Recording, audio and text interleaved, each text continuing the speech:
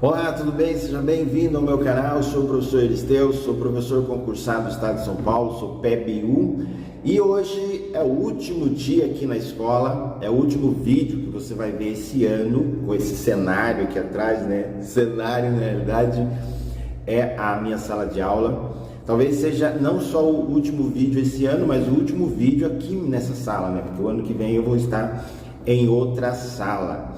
Nesse vídeo de hoje eu quero contar para vocês os principais erros que eu cometi em 2021, depois da vinheta.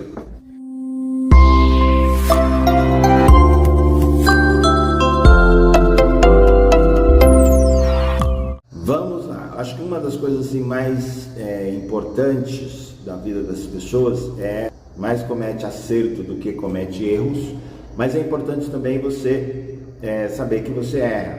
E final de ano, início de ano é um bom momento, é uma boa época para você poder fazer essas avaliações, fazer os seus acertos, os seus erros e o que melhorar para o próximo ano, no caso 2022, e também para você de alguma forma saber ser mais transparente e se planejar para o próximo ano você acertar mais, mas sempre sabendo que você vai errar, né? A gente sempre começa o ano, sempre começa um projeto, sempre começa a fazer alguma coisa querendo acertar, né? Ninguém começa alguma coisa querendo errar, ou ninguém inicia alguma coisa para perder, não é isso?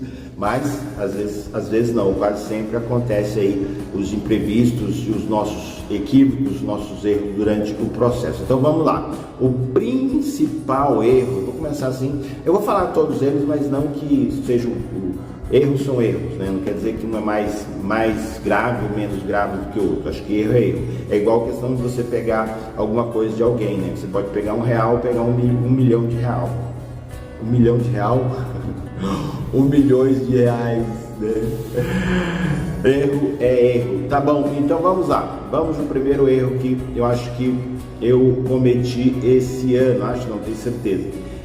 Quando eu falo erro, eu estou falando em relação a questão de escolas. Então vamos no primeiro. O primeiro erro que eu reconheço. Eu tenho sempre uma dificuldade de olhar para os meus alunos, e eu não olho para os meus alunos, às vezes, só para você ter uma ideia, meus alunos são alunos dos anos iniciais, né? Eu sou PEB1. E esse ano 2021, que nós terminamos agora, eu trabalhei com o quarto ano. Então tinha aluno de 9 anos, os mais novinhos, tinha de 10 anos, e tinha também 3 alunos que agora no final do ano completaram 11 anos. São alunos pequenos, né? São alunos que estão aí ainda no processo de saindo do processo de criança, né? Porque a gente fala que criança até 10, 12 anos, segundo o Estatuto da Criança, e depois entrando na adolescência ou pré-adolescência, né? Claro que a gente teve aí durante o ano algumas meninas que já teve a primeira menarca, já se tornou mocinha, alguns meninos que já tinham querendo namorar, aquela coisa toda, né? Os hormônios, ou seja, a gente percebe que essas crianças, que a gente chama de crianças, já têm uma visão, um desenvolvimento diferente, e eles vivem também num mundo diferente do nosso, né? Bom, dito isso, só para você se situar, então, eles são crianças nessa idade, essa faixa etária. Um dos erros que eu acho que eu cometi, né? E isso eu tento sempre reparar, às vezes tem ano que é mais, tem ano que é menos, mas é olhar para os meus alunos e às vezes não enxergá-los como criança, sabe? Quando você olha para alguém assim e você quer olhar, já ver ele lá na frente, aí às vezes você exige um pouco mais deles.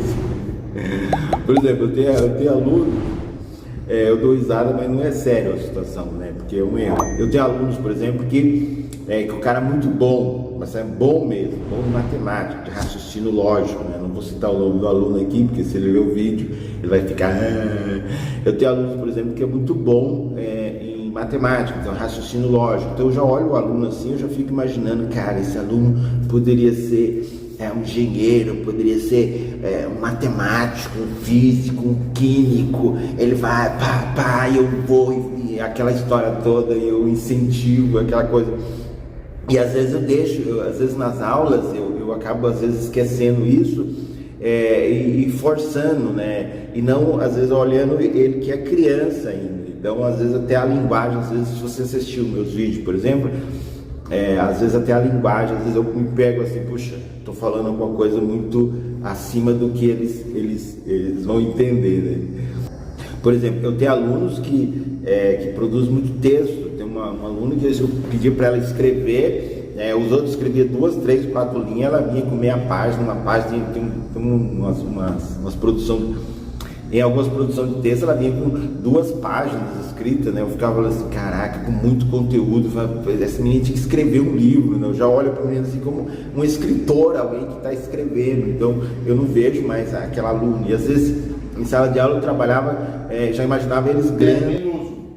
Ou seja, todo local, tanto local como nome de pessoas, se tiver o D, por exemplo, pessoal, vocês têm mercado de trabalho, quando você chegar lá, vocês não podem chegar atrasado, né? Depois me toca, poxa, mas quando chegar atrasado, eles ainda estão 9 anos, para eles começar a trabalhar, né? Vai demorar um tempo, mas aquela ideia assim de querer ver o aluno já lá na frente, às vezes que isso pode ser considerado um erro.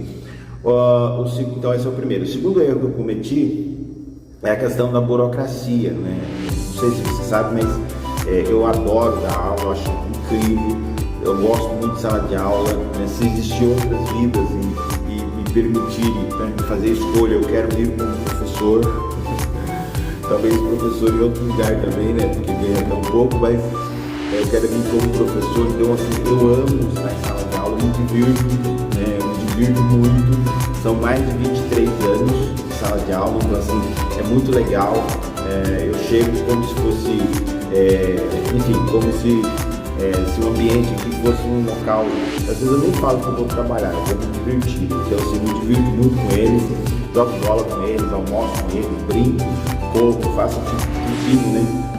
Então é muito legal. Mas, por outro lado, a função de professor tem esse lado que é a burocracia, ou a burocracia, né? Esse lado de você fazer relatório, você apresentar coisa, digitar nota, essas coisas chatas, fazer rotina. Eu acho uma coisa tão absurdo isso, porque o conteúdo já está aqui no estado de São Paulo, por exemplo, você tem o currículo paulista, então o conteúdo está lá, e você pega aquele conteúdo, tem que escrever, já mandar o plano anual, depois o bimestral, depois tem que fazer. Enfim, eu não gosto, talvez porque eu não gosto, talvez porque eu acredito que teria outras.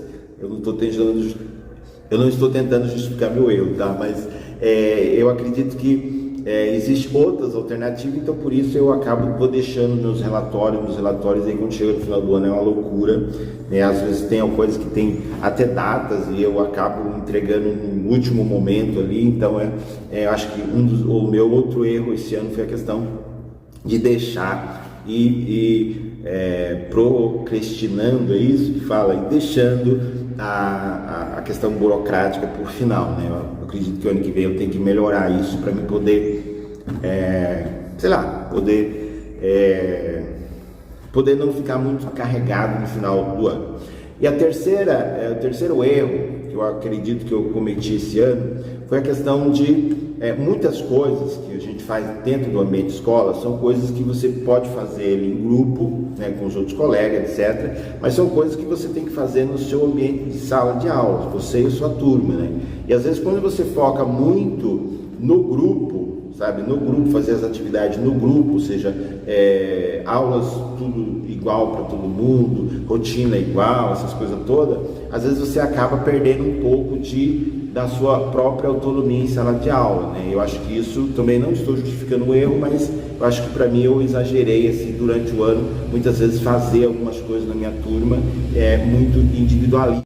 E às vezes eu acho que eu exagerei muito assim de tentar fazer com a minha turma coisas muito específicas da turma, né? E às vezes isso não é legal para o trabalho todo como escola, tá? Então esses foram assim os meus 3, claro que tem tantos outros, né? Se você se sentir confortável e achar que vale a pena, deixa aí nos comentários também quais foram os seus principais erros em 2021, tá bom? Forte abraço, fica com Deus. E não se esqueça de se inscrever no nosso canal. Tchau!